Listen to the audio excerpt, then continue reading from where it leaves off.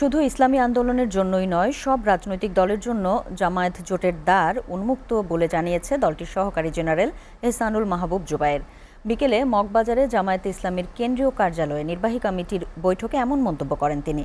এহসানুল মাহবুব জুবায়ের বলেন, বাকি ৪৭টি আসনের বিষয়ে সিদ্ধান্ত নেওয়া হবে।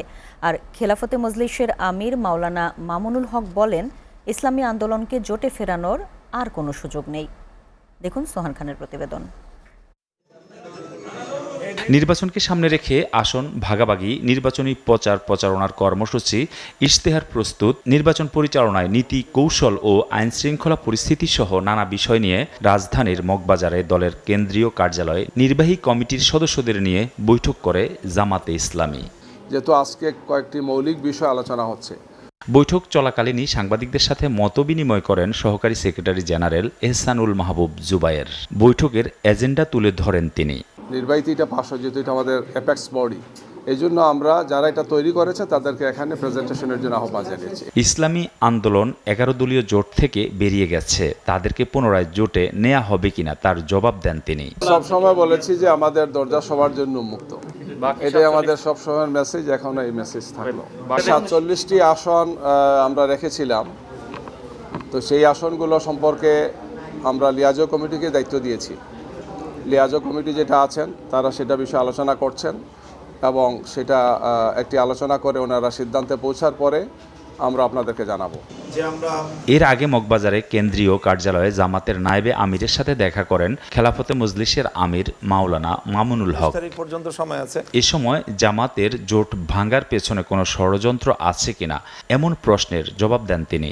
না, আমরা কারো ষড়যন্ত্রের এটাকে কৌশল মনে করছি না। আমরা মনে করছি যে এটা আমাদের ব্যর্থতা, যে আমরা সকলে মিলিত হয়ে থাকতে পারলাম না এবং আমরা জনগণের যে জনপ্রত্যাশা আমরা তৈরি করেছি সেই প্রত্যাশা জায়গাটাকে আমরা পরিপূর্ণভাবে রক্ষা করতে পারি নাই।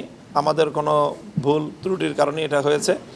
আমরা সেই ভুল ত্রুটির দায়ভার নিজেরাই স্বীকার করছি, অন্য কাউকে দায় দিচ্ছি না। গতকালকের ইসলামী আন্দোলন বাংলাদেশের প্রেস ব্রিফিংয়ের পরে যে ওনারা 300 আসনেই এককভাবে নির্বাচন করছেন, সেটা ধরে নিয়ে এখন আমরা আমাদের কর্মপরিকল্পনা সাজাচ্ছি।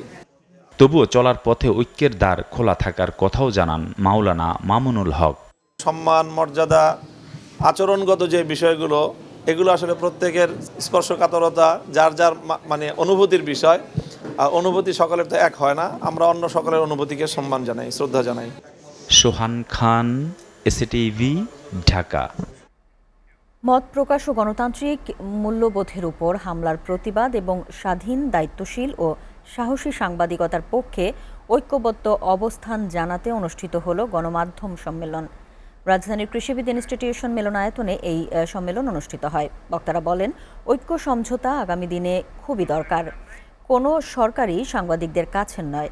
তারা বলেন, দেশ যখন স্বৈরতান্ত্রিক ব্যবস্থা থেকে গণতান্ত্রিক প্রক্রিয়ার দিকে যাচ্ছে, তখনই গণমাধ্যমে আঘাত এসেছে।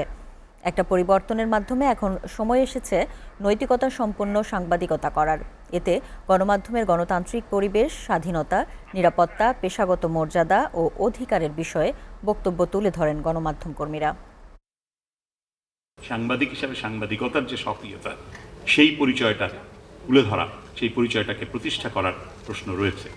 আমাদের আইন আমরা নিজেরা করে নেই, তাহলে আসলে দুর্বৃত্ত সাংবাদিক থাকবে না এবং আমাদের ঐক্যও ঠিক থাকবে। এই রাষ্ট্রে যেই আমাদের ট্যাক্সের মানিতে যে ইনস্টিটিউশনগুলো চলে, যেগুলো দ্বারা আমরা রেগুলেট হই, সেগুলো কিন্তু আমাদেরকে সার্ভ করছে না। সমাজ গড়ে উঠবে, সমতা ভিত্তিক সমাজ গড়ে উঠবে।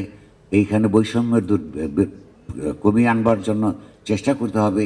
এখানে মানুষের হিউম্যান ডিগনিটি প্রতিষ্ঠিত